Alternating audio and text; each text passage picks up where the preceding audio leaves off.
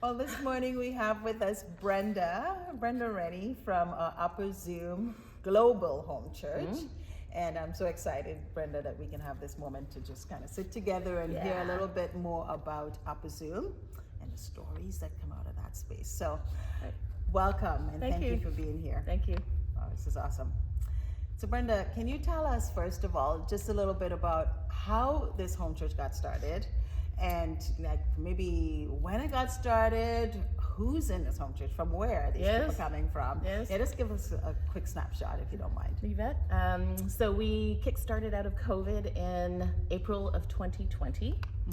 And we have been we meet year-round for about 90 minutes on a Monday night. We have, let me see, over the years we've had over 100 people that would come to us at any one time. Right now we settle in at about 25 as a regular crew, and from all over, as far away currently as New Zealand and Brazil, Trinidad, your home, and Jamaica. Wow. And we often get visitors that drop in from other places too, so yeah. That is pretty cool. New Zealand and Jamaica. It's always, New Zealand is the day in front of us. Oh my gosh. Yes. That so must be kind of challenging. We have 9 different time zones. Well, I think we're juggling 7 or 9 different time zones right now of people that tune in. Yeah. Seriously. Yeah. For me, it's about 5 o'clock in the afternoon, but for other people, it's all over the place. Yeah.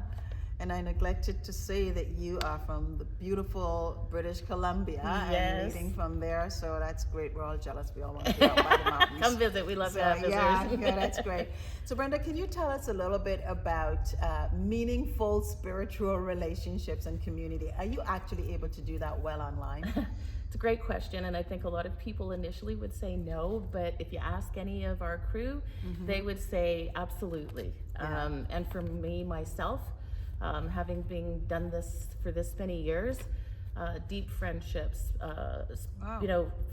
people that I know I can call on in my times of need, when we need to pray, when we need to just be a support for one another. It is definitely a place where we have found community, spiritual community. That's incredible. We do that through a whole bunch of different ways besides just meeting for home church. We have very active online engagement through a WhatsApp group. We have huddles that meet throughout the week, all across North America. Wow. And it's definitely possible, and it's something that we would encourage people to try. That's incredible. That's really incredible. Well, I know that today a couple of Upper Zoom people were in our service with you, but tell me, have you had opportunity to meet these people before? You know, with this many people that we've had engagement with over the time, a lot of them I will only see from here up, but yes, we've had the opportunity to meet a number of people, and today I'm getting a chance to meet 3 members that have been long time with us that I've never met in person before, and give an in-person hug. So that's incredible. You know, I when you walked in this morning, I was thinking, I've met her many times, and I was really like, no, I've never actually met you in person, but I feel like like we have, right? And I think that really speaks to what you were saying about being able to develop meaningful relationships, because I don't feel like this is the first time that we're actually meeting, face to face. Yeah, so that is pretty cool. Well, as a part of our Waypoint community, which I know that you are really excited to have been a part of that and to continue to be a part of that. So as part of our Waypoint community, I'd love for you to share some of your stories about your home church and what's happening there. And we would want to get to know you a little bit better. Our community wants to do that. Thank you. So just share a few if you don't mind. Oh, you bet. So I would say that just like any home church community, we've done all of the things. We've had weddings, we've had funerals, and said goodbye to some of our members too. We've had some beautiful opportunities. One of our gals accepted Christ and wanted to be baptized. And so she is in the Toronto area, and during COVID, of course, we actually flew up one of our members from Norfolk, Virginia, Oh, and wow. he came up, and some of the others that were able to get there in person gathered at a church and baptized her in person, and then we arranged for it to be live streamed so all of our community could watch it at the same time. Oh, cool. So that was lovely. And we also really, part of being in a Acts-based church, a Jesus-centered church, is finding ways to serve and come alongside your community where you live. And because we live in all kinds of places, we learn about the mission work that's happening in those places, and so we like to support that. So there's a project in Brazil which is called Christ Walkers, and just this past year there was a terrible hurricane in Jamaica that went through the Caribbean, but we have a member in Jamaica, and her family home in St. Elizabeth Parish was badly damaged, as was the whole parish. Buildings, homes gone, businesses gone. And we came alongside them and helped raise some money to do some re-roofing projects and to help some of the folks there, including our member who lost a good deal of her family home. And also to provide some machinery and tools for some of these people to get back into work, because they lost everything. They lost all of their stuff in the floods, and the tides and stuff got washed away. So with some help with other partners and stuff, we pulled together and got some money raised, and we were able to give them this gift. Christ Walkers, we have 2 members from Brazil, and they have this passion project, and throughout the year they support local communities that are underprivileged in Brazil.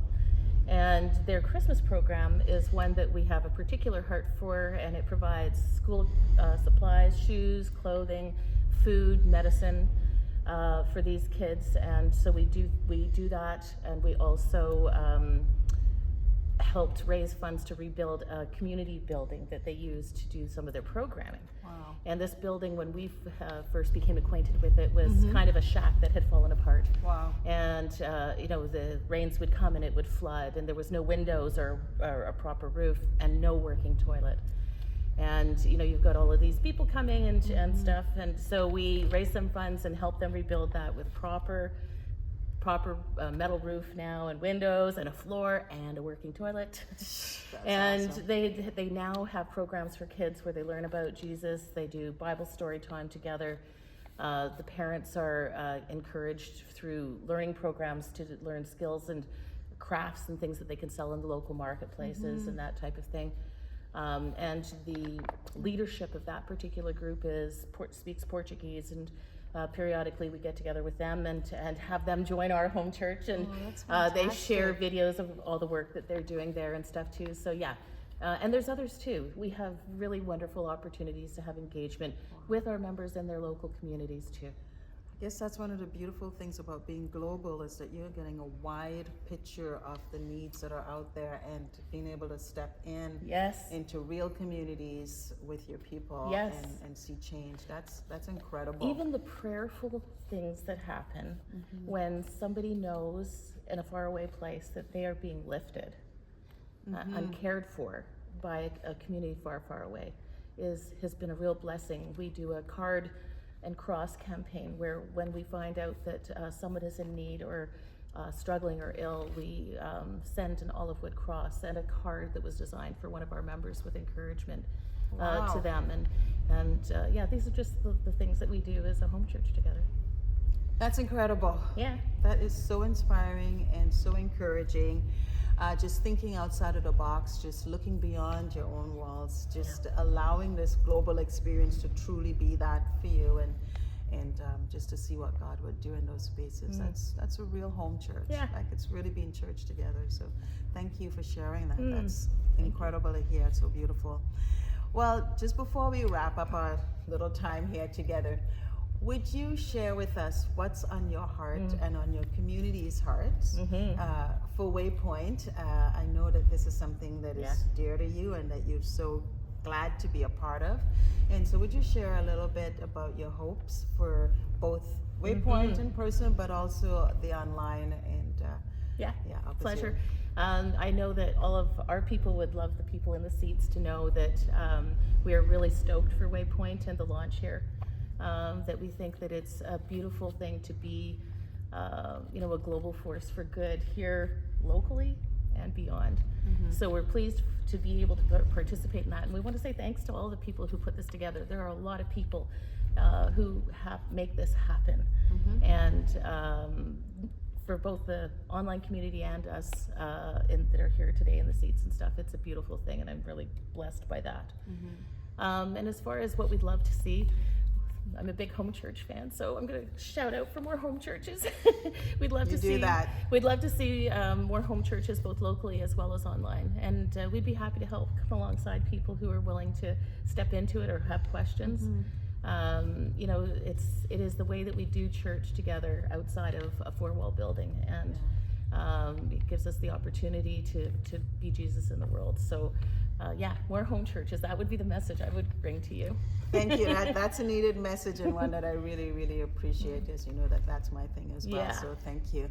Oh, Brenda, it's been such a delight to have you, and I'm glad that we got a chance to do this interview. I know we did this during the service, and that audio didn't work as well for the online community, but we're glad to redo this and just to have this space together. So thank you, and thank you for those that came out this morning from Upper Zoom. There were a few people that were here from Upper Zoom this morning, besides Brenda and her husband, and it was so lovely to welcome them. So thank you, and may God richly bless you, continue this work, and I know that it's inspiring for the rest of us here on the ground in the Toronto area. Thank you very much. We love you guys.